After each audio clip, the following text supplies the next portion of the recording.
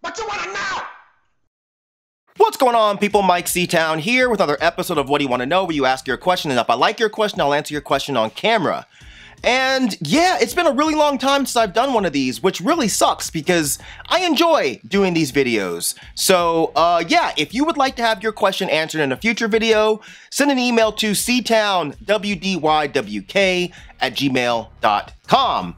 But yeah, let's go ahead and jump into this because I have a feeling this might be a slightly long video. So let's see what Ike sent in.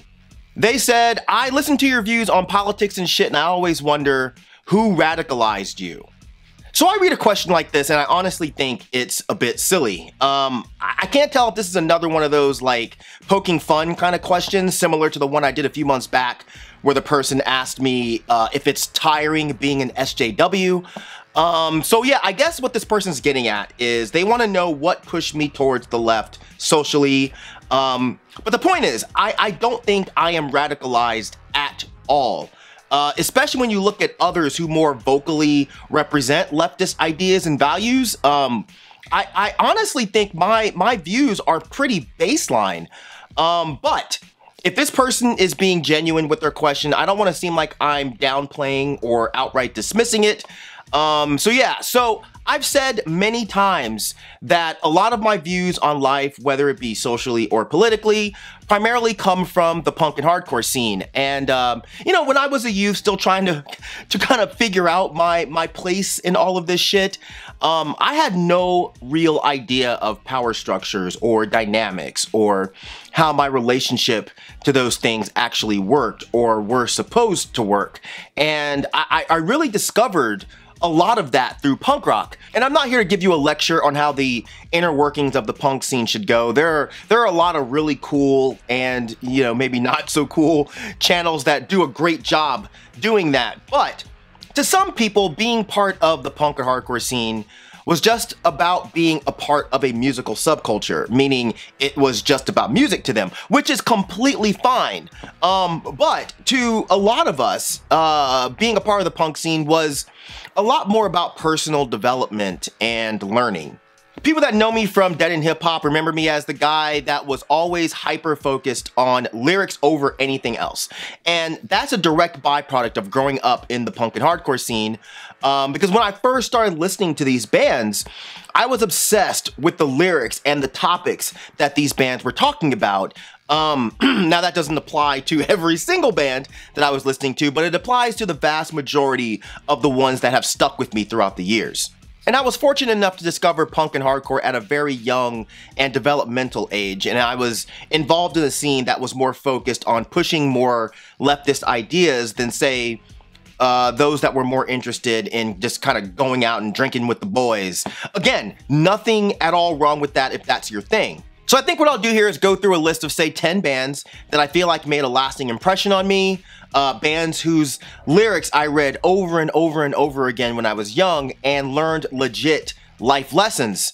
Now this is not going to be a list of my favorite punk and hardcore bands, or a list of the most important political hardcore bands, or a list of the best lefty punk and hardcore bands. I'm just giving you bands that actually introduced me to ideas that I may not have thought about before, or they pushed them to me in a way that made more sense to me.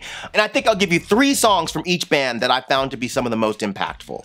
So the band I'm going to start off with is either going to perk some ears up or it's going to make people immediately turn the video off. But this is one of the earliest bands that really got me to pay attention to ideas that were completely foreign to me.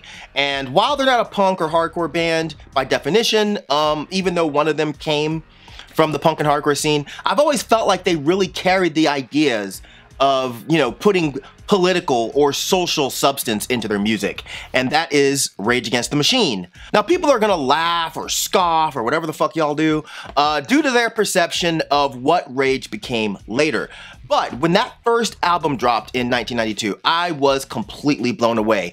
I had never heard anything like that musically, and I'd never heard a band talk about these kinds of topics. I think something to point out when people kind of make fun of Rage or they clown folks that found them instrumental in developing social awareness, I feel like those people are going to be around 10 to 15 years younger than me. I think younger folks have been so spoiled by the internet and having immediate access to information. So hearing about violence against indigenous folks, or how poverty and lack of resources lead kids into gang culture, that shit was normal for you to hear because you could just hop on your iPad that your mom bought you and just look the shit up. But that was not the case in '92. Like, you had to order books or pamphlets or zines to hear about this kind of stuff or talk to people. So hearing a band sing a song like Freedom, or hearing someone saying motherfuck Uncle Sam as the son of a military man, or hearing someone say the system that dissed us teaches us to read and write as the son of an educator, this was very, very different for me. The next band I want to talk about is Bad Religion. I've talked about my weird relationship with religion that I had as a kid who went to Christian school. So a band called Bad Religion with a cross with a line through it for their logo was really intriguing to me. But hearing these guys sing about how corrupt religion was blew my young mind. But so did the other topics that they sang about, like how religious zealots only serve to make the world worse, and how the idea of missionaries for good was a fundamental lie, or how we need to pay close attention to the people who are in charge of the dissemination of information, or how it's okay to be angry with the people who are making these decisions that affect and harm people, but it's also important to remember their humanity. You know, Bad Religion talked about all of these things, and they did it in the catchiest of ways. The next band I have to mention is Dead Kennedys. Being one of the very first punk bands I ever heard, they got me heavy into punk rock. And you know, one of the funniest things about getting into punk way back then as a very young black kid was seeing all these tattooed kids with shaved heads. You know, I assumed the majority of punk was full of Nazis. Okay, so you can only imagine my excitement hearing the song Nazi Punks Fuck Off. Their humorously critical stance on religion was great, but to see them taking a firm stance on racism was amazing for a 14-year-old me to hear. They were also one of the first bands that I heard to be openly critical of police and introduce this idea of the callousness of the rich elite. And yeah, the hilarious way that they chose to make their points also really appealed to me. You know, they were the perfect mix of making punk songs to make a point and making punk songs to just be a jackass. Okay, so let's move away from California for a minute and talk about Pennsylvania's Frail. Outside of being one of the first emo bands that I ever got deep into, they were also extremely influential on how I saw the world at a young age. Not only through their music, but they were popular during a time in hardcore where bands would basically give TED Talks in between songs. And they definitely pushed ideas like animal liberation from a very compassionate angle. They talked about anti-consumerism, pro-LGBT ideas, feminism. You know, they actually might be the first band that I ever experienced talking about feminism or taking a pro-queer stance. And, you know, this was in the early to mid-90s. And they were really concerned with what it meant to be involved in the punk scene. You know, kind of this idea of what was the point of being here if it wasn't to help people or push ideas that inspired others to help people. The next band I want to talk about is the UK's Subhumans.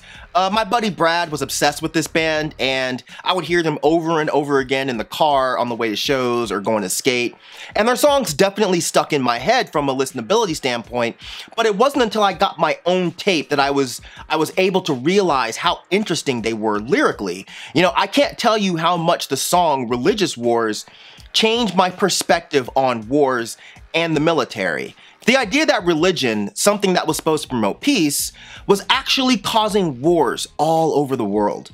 You know, and they also pushed this idea of how being part of a minority was not so much of a bad thing, and how that doesn't mean that your opinion on something is invalid. And I don't mean minority in like an ethnic minority. I mean a minority in the sense of your ideas not being popular with the masses, which was definitely me in high school. You know, they pushed this idea of continuing to fight for what you believed in, even if what you believed in is massively unpopular. And, you know, sure, they were talking about life in Britain, but so many of their ideas can easily apply to what we deal with in the States. For the next band, let's stay in the UK and talk about Crass. Okay, they were extremely influential as far as understanding leftist and anarchist thought. You know, when I was 14 and I heard the line, "Jesus died for his own sins, not mine," I was instantly intrigued, but of course I didn't understand the angle. And it took me many times of listening to the Feeding of the 5,000 before their ideas really set in. The whole song, "Do They Owe Us a Living?" really fucked my brain when I actually started to understand it. This idea that all human beings deserve basic essentials like food and shelter. You know, this is something that middle and high schools don't teach kids because unfortunately, most adults in the States don't share that sentiment. You know, but Crass was one of the first anarchist bands that I'd ever heard, and I loved the idea of a group of people no longer wanting to be involved in society as we know it and choosing to live completely off the grid. And, you know, they instilled this critical side of me where I side-eyed punk bands who weren't trying to do more or help people and instead were just trying to make money.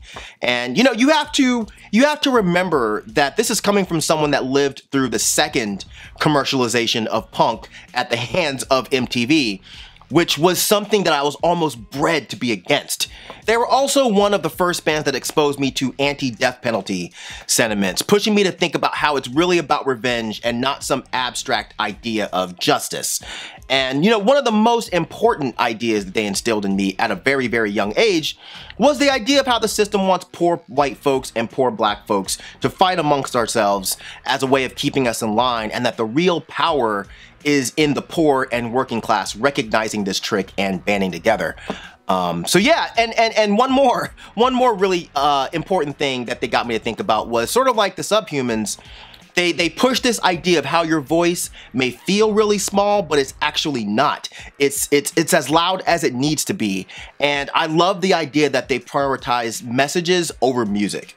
The next mention would probably piss a few folks off, but you know, if people are attempting to call me radical, then I think the idea of complete and total animal liberation would be considered pretty radical to a lot of y'all. And I would never have thought about this idea without the band Earth Crisis. Their song Eden's Demise made me actually think about the insanity of using animals as food, especially as someone that was preaching about nonviolence. But yeah, you know, of course we can get into the whole discussion of how social hierarchies play into this, how culture and even financial hierarchies play into this, but I'm just talking about the idea of violence against animals and the environment as a concept. The whole idea of how humans actively fighting nature is entirely counterproductive. And, you know, they definitely had me wanting to go throw bricks through windows and break into vivisection labs. And, you know, my earliest interest in veganism and animal liberation prompted me to get into protesting when I was younger. And it made me understand as well as back direct action. And, you know, of course, veganism wasn't all that they sang about that they were really passionate about. They were also very passionate about straight edge. But I don't think that was nearly as important to me as veganism was. Especially considering I'm still vegan over 30 years later, but I left straight edge behind decades ago. And I'll also say that I had never heard of the Trail of Tears until being exposed to it by Earth Crisis. Now let's go to Canada and talk about one of the most influential bands on me, and that is Propagandhi. Man, their first two albums really affected me and it introduced me to a lot of ideas that have stuck with me well into adulthood. But it was really their second album, Less Talk More Rock, that really solidified a lot of the ways that I see the world when it came to my views on society, politics, and even myself as a man. They covered it all. Their stance on the harms of nationalism was really interesting to me. For someone that prior to finding punk rock thought being a patriot was just a normal thing, and I'd never really thought deeply about the people who would have to be harmed in order for the USA to be on top. You know, one leader, 1,000 slaves, for every throne, there's 1,000 graves. That's one of their lyrics, and I still love that lyric. And like Frail, they also challenged the idea of masculinity, you know, and the social constructs around gender. And they also made me question why I was even involved in the punk scene in the first place. Like, what was I trying to accomplish? Was I even trying to accomplish anything at all? What was the point of even being straight edge if I wasn't actually doing anything with my sobriety except sitting at shows singing about my sobriety with other sober people?